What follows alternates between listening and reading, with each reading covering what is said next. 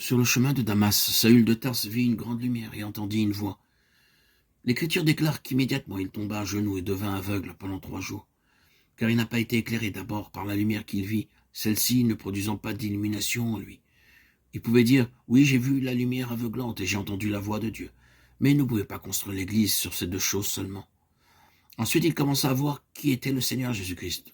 Pour cela, il dut aller au désert, Galates 1, 15, 17.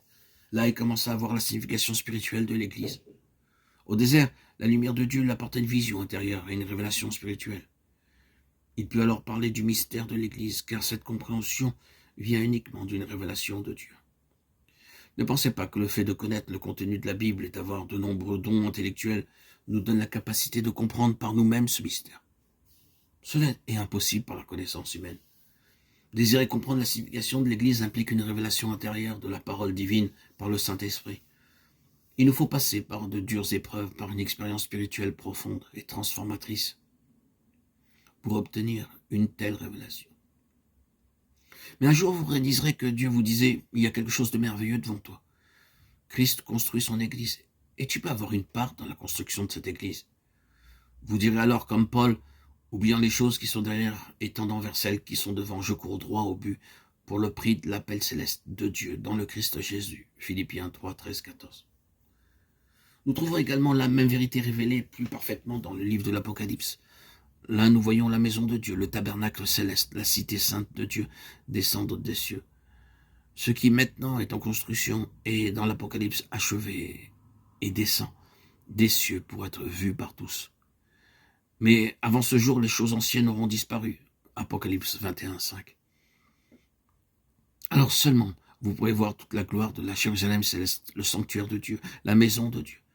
C'est la même chose maintenant sur cette terre. 2 Corinthiens 5, 17. Êtes-vous prêt à renoncer à votre ancienne vie? Alors, vous devez le faire complètement. Laissez chaque chose de l'ancienne vie et permettez-lui de vous rendre entièrement nouveau. Je connais certaines personnes qui sont ravies d'amasser des choses. Elles entreposent des paniers, des magazines vieux de 5 années, des boîtes, des bouteilles datant de 10 ans. Et je ne mentionne pas les vieux habits et les chaussures qu'elles ont portées il y a 15 ou 20 ans. Elles gardent ces vieilles choses et si vous leur demandez pourquoi, elles vous répondent « sait-on jamais ?» Elles seront peut-être utiles un jour. N'est-ce pas ainsi que l'on continue à accumuler des vieilles boîtes, des livres, des pantalons et des chemises? On devient tellement avare qu'on est effrayé à l'idée de les abandonner. De la même façon, vous cramponnez à vos vieux habits, à vos anciennes amitiés, à vos anciens désirs. Mais chaque chose ancienne doit disparaître.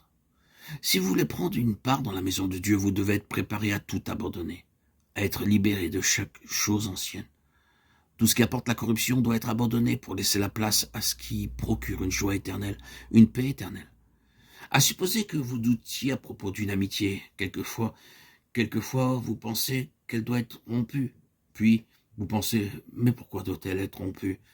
Vous réfléchissez jusqu'à ce que vous alliez à Dieu lui demandant, oh Dieu, cette amitié procurera-t-elle dans ma vie une joie éternelle?